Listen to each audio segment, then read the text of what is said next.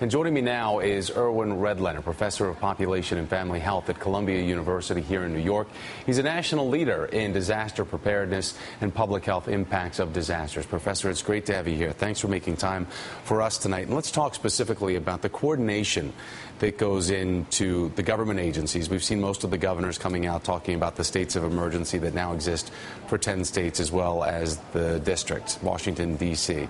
Explain the coordination that goes into trying to keep these populations safe as we still wait for the exact models that will predict where this storm is going to go. Exactly. You know, some of the models, the earlier it is, the more notoriously inaccurate they are. But in this case, there's a tremendous amount of analysis that's showing us that we're pretty much going to be hit by, here in the Northeast, by a tremendously impactful storm. And the complexity of planning for this cannot be overstated. It is absolutely, truly extraordinary how the organizations and agencies, and it's not just the government agencies, it's also the Red Cross, voluntary organizations, and others who really have to be involved in some very intricate planning. Here's the thing, though, and in the commercial break we were talking about this, you know, there are certain people out there that will hear this is just a Cat 1 storm. It's not going to be that big of a deal. They watch media coverage. They think we're the boy that cried wolf, trying to warn people about the severity of what this storm could bring. What's your advice to those people? Well, my advice to those people is that this could not be a more severe warning. This is the real deal, and people must pay attention to this. This is not Irene. It's not even Katrina. It's bigger and badder in many ways than both of those. So I think this is the time for people to take seriously the very important warnings that they're getting from government officials.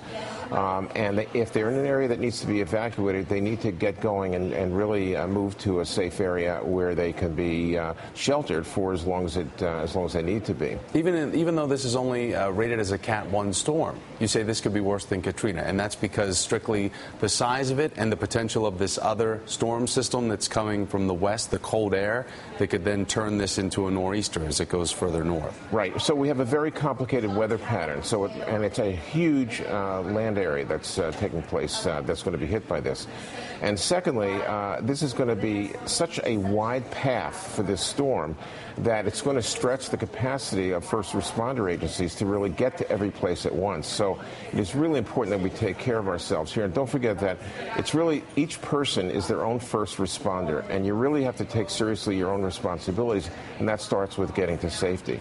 The second thing is hopefully that people by this time have really made sure they have food and water where they live. They have whatever important medications they need to make sure that they have, and they need to stay inside until it's safe to go out, and public officials will let them know. But battery-operated radios to get information, flashlights with spare batteries, cell phones charged up, and so forth.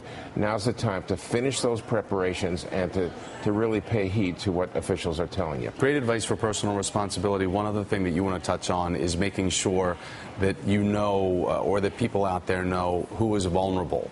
That is, knowing about elderly loved ones, pets, kids, all of that.